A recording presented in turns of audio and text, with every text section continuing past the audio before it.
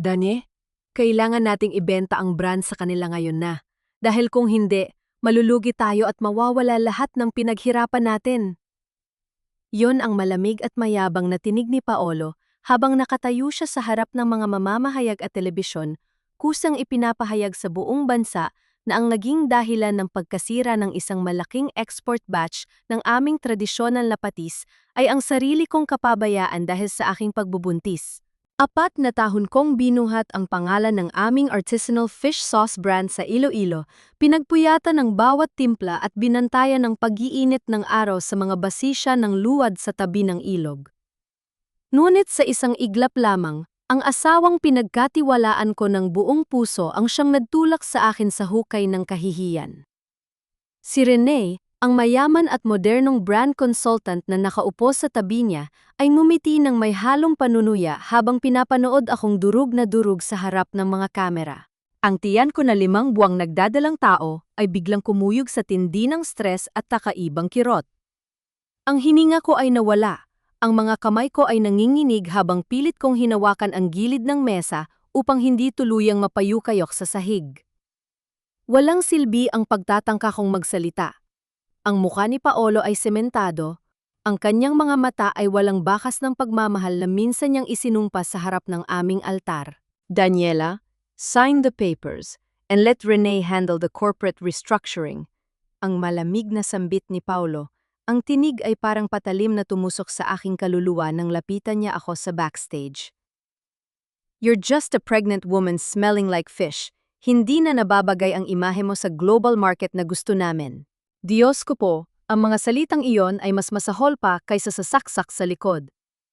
Ang pagmamahal at pag-aalaga ko sa kanya, ang pagtuturo ko sa kanya ng buong sekreto ng pag-aatsara at pag-aasin na minana ko pa sa aking lolo, ay ginamit niya lamang na hagdan upang sipaon ako palabas ng sarili kong kumpanya.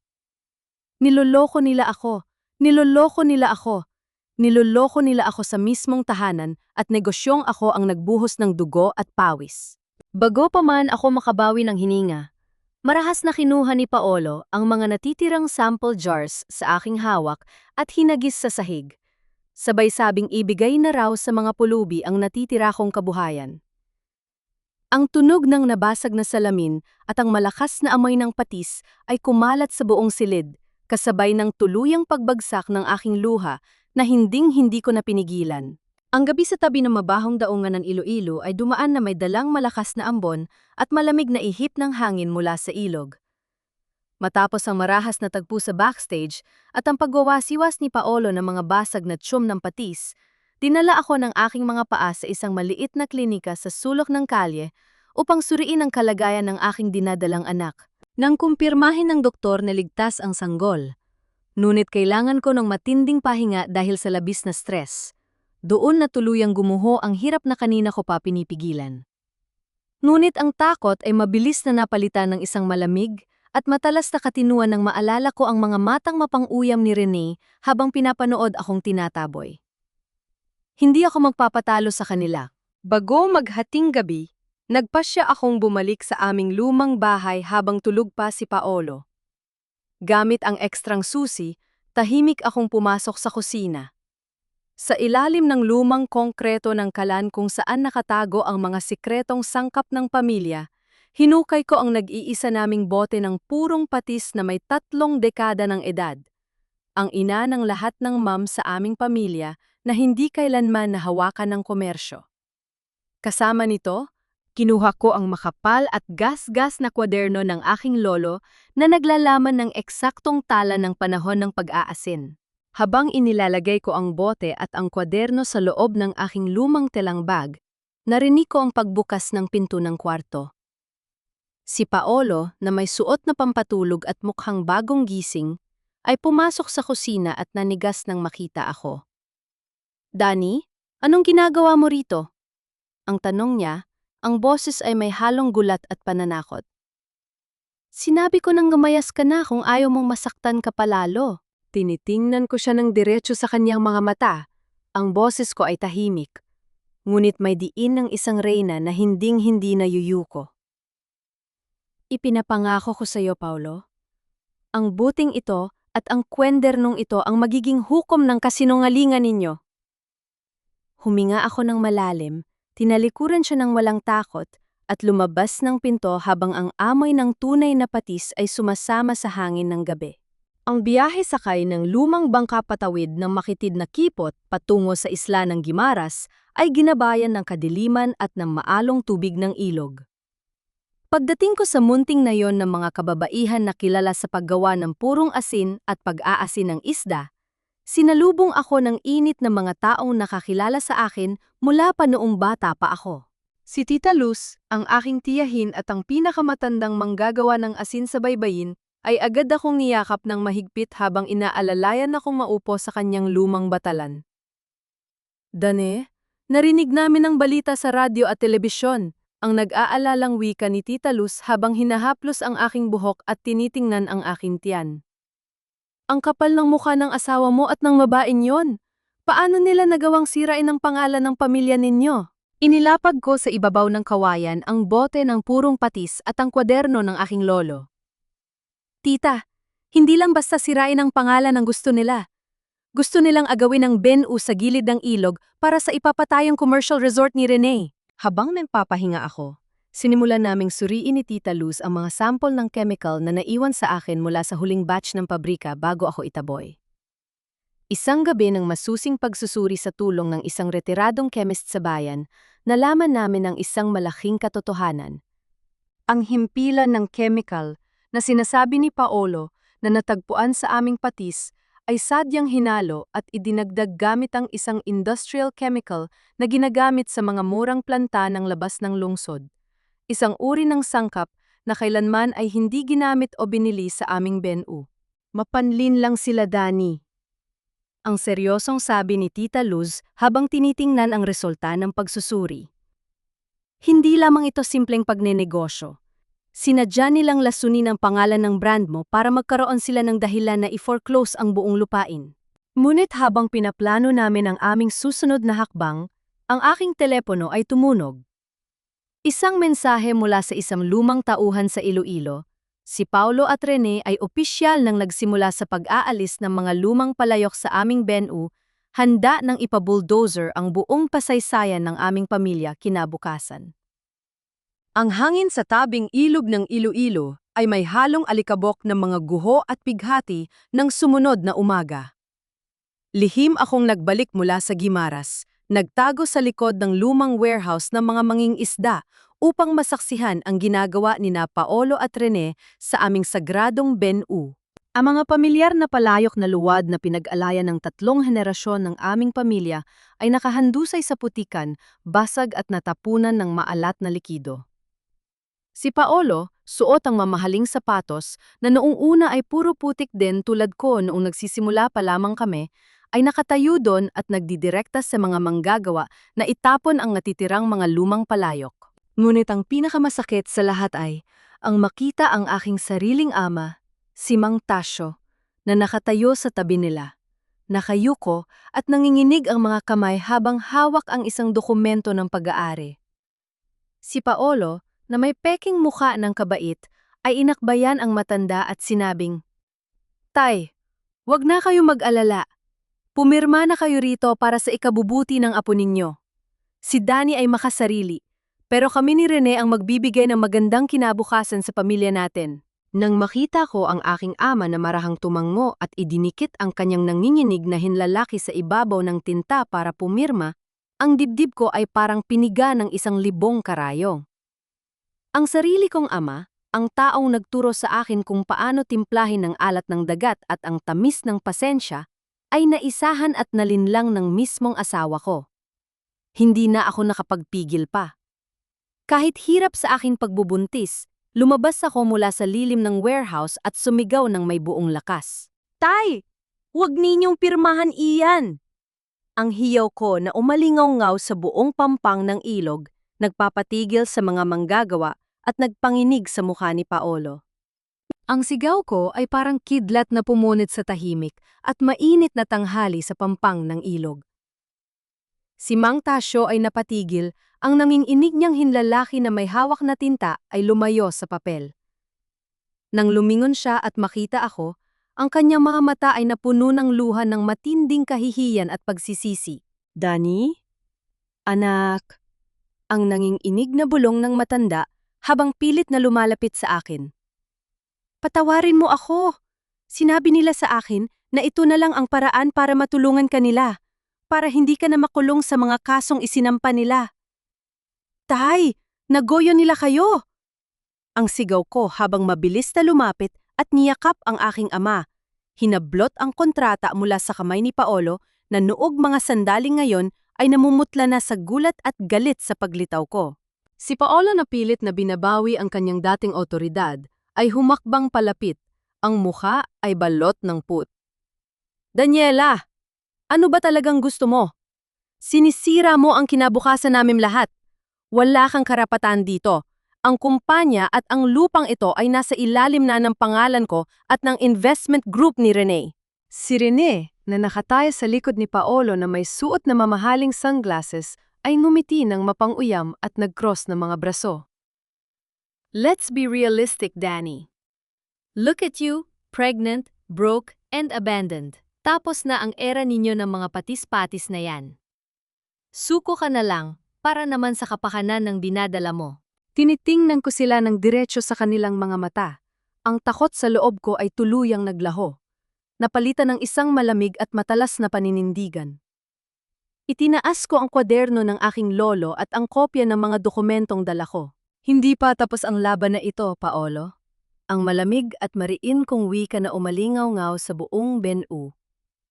Inago ninyo ang pwesto ko, sinira ninyo ang mga palayok ko at nilinlang ninyo ang aking ama. Ngunit ang bawat patak ng ma'am na natitira sa boteng ito ay magiging saksi sa inyong kahirapan. Tinalikuran ko sila, inalalayan ang aking ama, patungo sa naghihintay na bangka ni Tita Luz habang pinapanood ang nanginginig na mukha ng aking asawa na unti-unting nilalamon ng takot sa kanilang mga ginawa. Ang gabi sa Guimaras ay payapa, ngunit sa maliit na kubo ni Tita Luz, ang aming mga mata ay gising na gising at nag-aapoy sa determinasyon. Kasama ko si Mang Tasyo na noy nakaluhod sa sahig, umiiyak habang paulit-ulit na humihingi ng tawad sa kanyang pagkakamali. Dani anak, naniwala ako kay Paolo dahil sinabi niyang ikaw ay mapapahamak sa mga utang? Ang nanginginig na hikbi ng aking ama, ang kanyang mga kamay ay nanginginig habang hinahawakan ng aking mga daliri. Akala ko ay maililigtas ko ang pamilya natin. Patawarin mo ang iyong ama na naging mahina. Inilahad ko ang aking mga kamay, pinatayo si Itay, at banayad siyang yakap ng mahigpit. Hindi ko kayo sinisisi, Tay. Ang kasakiman ni na Paolo at Rene ang may sala, ngunit ngayon, kailangan nating magtulungan. Si Mr. Go, ang bilyonaryong Singaporean na gustong mamuhunan sa ating industriya ng pagkain, ay darating sa susunod na linggo para sa pormang huling pagtatasa. Sa kabilang dulo ng ilog, sa marangyang opisina sa Iloilo, si Paolo ay hindi mapakali habang pabalik-balik na naglalakad sa harap ni Rene. Ang balita tungkol sa paglitaw ko at sa pag-amin ng aking ama ay kumalat na sa mga lumang manggagawa ng kumpanya, at ang mga investors ay nagsisimulang magtanong tungkol sa legalidad ng pag-aari ng BNU. Rene, kailangan nating pabilisin ang paggiba sa BNU bago pa makarating si Mr. Go doon. Ang may halong takot na wika ni Paolo, ang kanyang boses ay naninginig. Kapag nalaman ng Singaporean investor na ang lupa ay may sabit at ang asawa ko ang may hawak ng tunay na formula, mawawala sa atin ang milyon-milyong dolyar. Ngumiti si Rene nang may mapanlinlang na tingin habang kinuha ang kanyang cellphone upang tawagan ang kanilang bayarang abogado. Huwag kang mag-alala, Paolo. Bukas na bukas din. Gagamitin natin ang koneksyon natin sa munisipyo para maglabas ng demolition order sa buong Pampang. Walang makakapigil sa atin. Ngunit hindi nila alam na ang bawat hakbang nila ay binabantayan na ng aming mga mata. Ang mga kababaihan sa Guimaras at ang mga lumang manggagawa sa Iloilo ay nagkaisa na upang salubungin ang kanilang kasinungalingan ng isang malaking sorpresa. Ang hangin sa tanghaling iyon ay nagdala ng maalikabok at mainit na simoy sa pampang ng ilog sa Iloilo, kung saan ang isang dilaw na bulldozer mula sa munisipyo ay huminto sa harap mismo ng aming BNU. Si Paulo, sakay ng kanyang puting pickup truck, ay bumaba na suot ang sweater ng isang nagmamay-ari ng korporasyon, habang si Rene naman ay nasa tabing niya, may hawak na demolition order na may peking lagda. Gibain na ang mga natitirang palayok at linisin ang buong pampang na ito. Ang malakas na utos ni Paolo sa mga manggagawa. Ang kanyang boses ay may halong kayabangan habang pinapanood ang pag-usad ng makina.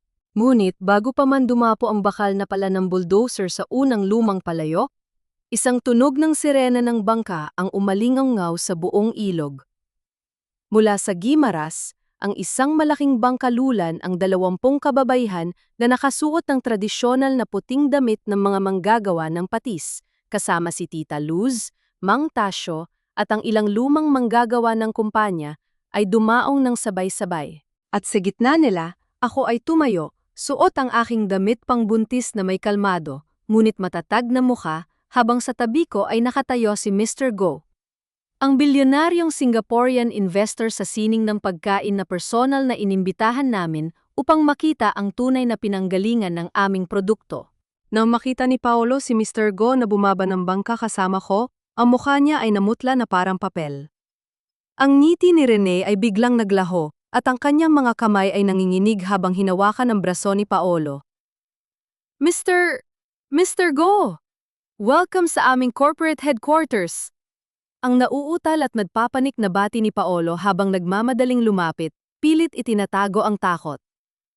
Ang Pampanga pong ito ay nasa ilalim ng aming restrukturasyon, hindi pinansin ni Mr. Go si Paolo.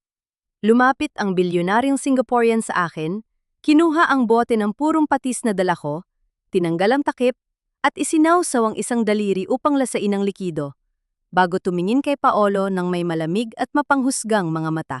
Mr. Paolo, ang seryosong wika ni Mr. Go sa wikang Ingles na may diin. Sinabi mo sa akin na ikaw ang nagmamay-ari ng tanging lihim ng pag-aatsara rito. Ngunit bakit ang asawa mo at ang mga manggagawang ito ang nagmamay-ari ng tunay na lasa ng kasaysayan, habang ikaw ay nagtatangkang gumiba ng sarili mong pamana? Ang katahimikan sa pampang ng ilog ay naging kasing tindi ng hanging nagbababala ng bagyo. Si Paolo ay napatayo ng tuwid, ang pawis ay bumabagsak sa kanyang noo habang pilit niyang pinapaganda ang kanyang ngiti sa harap ng bilyonaryong Singaporean. Mr. Go, you shouldn't listen to her. Ang nanginginig na tura ni Paolo, ang kanyang mga mata ay pabalik-balik sa akin at kay Mr. Go. Si Daniela ay, well, she's unstable. Pregnants get emotional, and she's just trying to sabotage our corporate merger because of personal issues. Si Rene ay mabilis na sumingit. Ang kanyang boses ay pilit na pinapakalma. Ngunit nanginginig ang mga daliri. Yes, Mr. Go. As the brand director, I can assure you na ang site na ito ay discarded na. Ang talagang operasyon namin ay nasa modern industrial plant sa labas ng lungsod. Itong babaeng ito ay gumagawa lang ng iskandalo. Tinitingnan ko sila ng may malamig na tingin.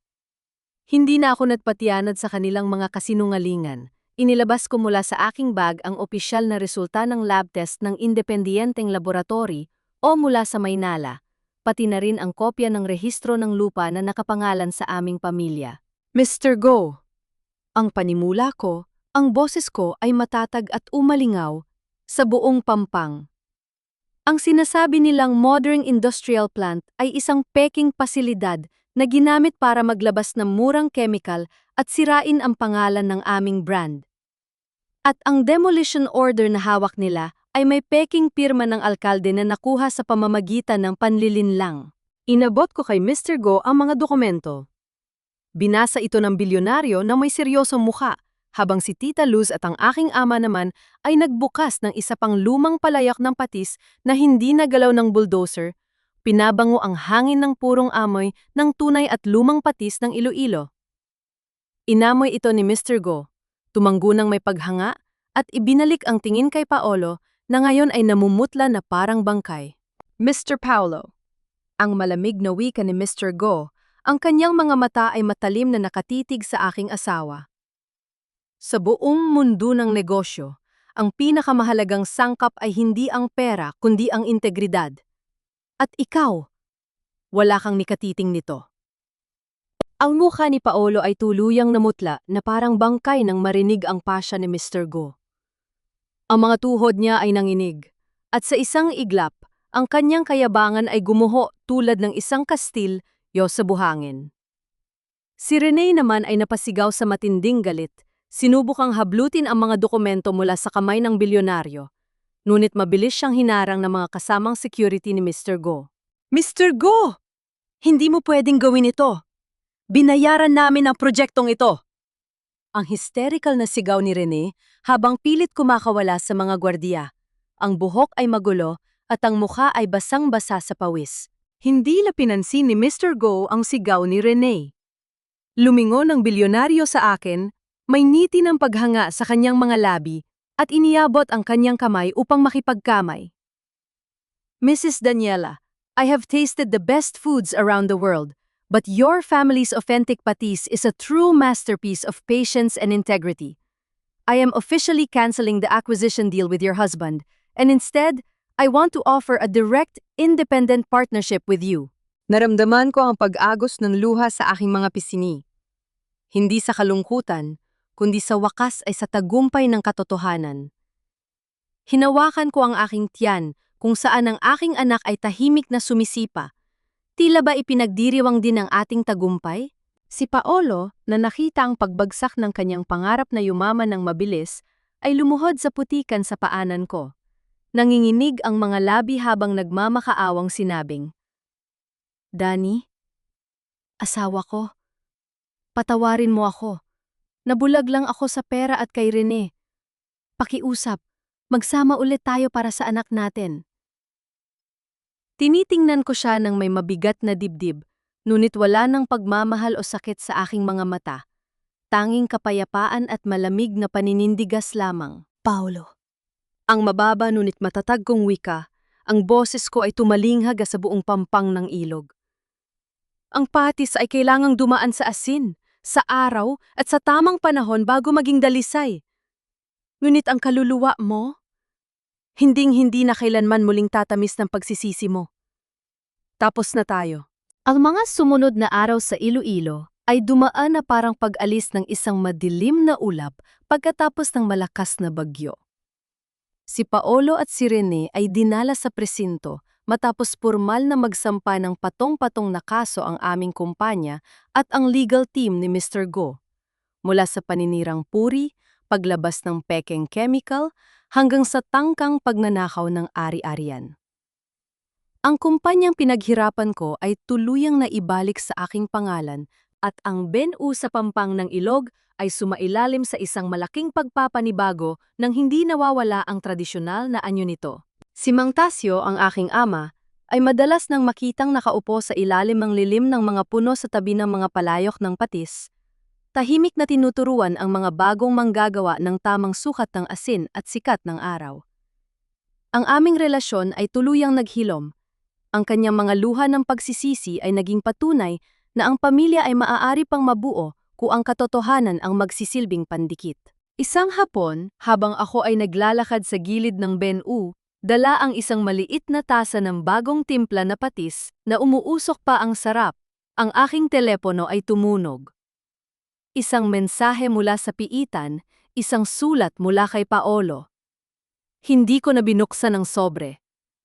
Sa halip, itinapon ko ito sa basurahan kasama ng iba pang mga kalat ng nakaraan.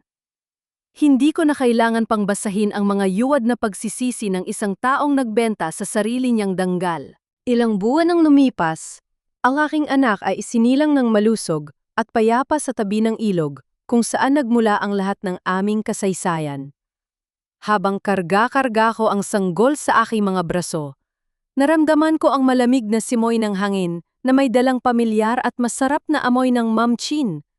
Ang amoy ng pasensya, ng asin, at ng tagumpay. Ang tagumpay ay hindi nangangahulugang paghihiganti sa mga taong nagkasala, kundi ang pagtatayo ng isang mas matatag na bukas mula sa mga guhaya ng nakaraan. Sa tulong ng pakikipagsosyo kay Mr. Go at sa pondo mula sa aming bagong independent partnership, formal naming itinatag ang pamana ng Ilog Foundation, isang espesyal na programa na nagbibigay ng pautang at legal na proteksyon sa mga katutubong manggagawa ng patis at mga kababaihang nagpapatakbo ng maliliit na negosyong pampamilya sa buong reyon ng Western Visayas. Ang BNU sa Pampangang Ilog ay hindi na lamang basta pook ng produksyon. Ito ay naging isang buhay na museo at sentro ng pagsasanay kung saan ang mga kabataan ay tinuturuan ng tamang sining ng pag-aatsara nang hindi gumagamit ng mga murang chemical. Ang aming tatak ng patis ay muling nangguna sa merkado, hindi lamang sa Pilipinas, kundi maging sa mga bansang Asya, no kung saan pinahahalagahan ang tunay na lasa ng kalidad at tradisyon. Si Tita Luz at ang aking ama ang namuno sa pang-araw-araw na operasyon ng BNU, habang ako naman ay nakatutok sa pamamahala ng kalidad habang inaalagaan ng aking lumalaking anak. Tuwing umaga habang pinapanood ko ang sikat ng araw na tumatama sa mga hilera ng palayok ng luwad, naramdaman ko ang kakaibang kagaan sa aking dibdib. Ang mga taong nagtangkang yumurak sa aking pagkatao ay unti-unting lumubog sa kanilang sariling kaparusahan. Si Paolo ay nanatili sa piitan habang nililitis ang kanyang mga kaso, habang si Rene ay tuluyang nawalan ng lisensya at bumalik sa Maynila na may sirang pangalan. Wala na akong nararamdamang galit sa kanila. Ang bawat patak ng alat na dumapo sa aking mga mata noon ay napalitan na ng tamis ng isang malayang tagumpay. Ang huling kabanata ng aming kwento ay sumapit sa isang maliwanag at mahinang umaga sa pampang ng ilog sa Iloilo, kung saan ang sariwang simoy ng hangin ay may dalang pamilyar at masarap na amoy ng mamchin. Habang dahan-dahan kong binubuksan ang malaking kahoy na pinto ng aming bagong BNU, ang tunog nito ay parang isang musika ng kapayapaan na tuluyang nagpawi sa huling bakas ng kadiliman ng nakaraan. Sa tabi ko, ang aking anak na nag-aaral na maglakad ay masayang hinahawakan ng aking daliri, habang si Mang Tasyo at Tita Luz ay masayang nag-aayos ng mga bagong batch ng mga bote na nakahanay ng maayos para sa eksportasyon patungong Singapore. Ang mga sugat ng kahapon ay naging mga pilat ng karangalan, at ang mga luhang pumatak sa putikan noon ay natuyo upang maging sementadong pundasyon ng aming tagumpay. Tumingin ako sa malawak na ilog kung saan ang araw ay unti-unting sumisikat. Naintindihan ko na sa wakas ang aral ng buhay na ipinamana ng aking lolo, ang tunay na patis, tulad ng isang matatag na pamilya at ng malinis na konsensya, ay hinding-hindi natatakot sa asin at sa panahon. Kailangan lamang nito ang tamang tapang upang hindi matunaw sa gitna ng unos. Ang ilog ay patuloy na umaagos patungo sa dagat, ngunit ang bawat patak ng alat nito ay may dalang kwento ng tapang at muling pagbangon. Mga mahal kong thingya, narito na tayo sa dulo ng ating mahaba at makulay na paglalakbay sa Iloilo. Maraming salamat sa bawat sandali ng inyong pag-antabay, sa pagpiga ng luha at pagpapakalma ng inyong mga galit kasama ko. Naalala ko pa si Danny nung gabing itaboy siya sa backstage ng mga taong pinagkatiwalaan niya, isang babaeng nagbubuntis na akala ng iba ay durog na at walang laban. Ngunit sa pamamagitan ng katotohanan, ng asin ng dagat at ng tapang ng isang pusong naninindigan, pinatunayan niya na ang korona ng isang reyna ay hindi nakasalalay sa pagkilala ng iba, kundi sa lakas ng kanyang sariling pangalan. Ang kwentong ito ay alay sa bawat kababae, hangminsan ng minaliit, sa mga asawang pinili pang maging tahimik sa gitna ng kasakiman ng iba, at sa mga inang handang lunukin ng mundo para lamang sa kinabukasan ng kanilang mga anak. Nais ko kayong tanungin mga kaibigan. Sa sandaling subukan tayong alisan ng pangalan at tahanan ng mga taong pinaglingkuran ninyo ng tapat, saan kayo huhugot ng lakas upang hawakan ang susing, magbubukas ng inyong sariling pintuan? Nasaan man kayo ngayon habang nakikinig sa ating kwento, marahil ay nagpapahinga sa tahimik ninyong tahanan o nagmumuni-muni habang nakatitig sa dilim, mag-iwan kayo ng inyong damdamin at karanasan sa mga komento. Dito sa ating tahanan, ang inyong mga tinig ay laging may makikinig. At ang bawat sugat ay may kasamang yakap ng pagpapagaling. Huwag kalimutang i-like at i-share ang kwentong ito upang maabot pa natin ang iba pang pusog kailangan ng liwanag. Mabuhay kayo mga kaibigan. Naway manatiling buo ang inyong mga paninindigan, malinis ang inyong mga kamay, at payapa ang inyong kagabi. Paalam, At hanggang sa susunod nating paglalakbay sa mundo ng kakwento.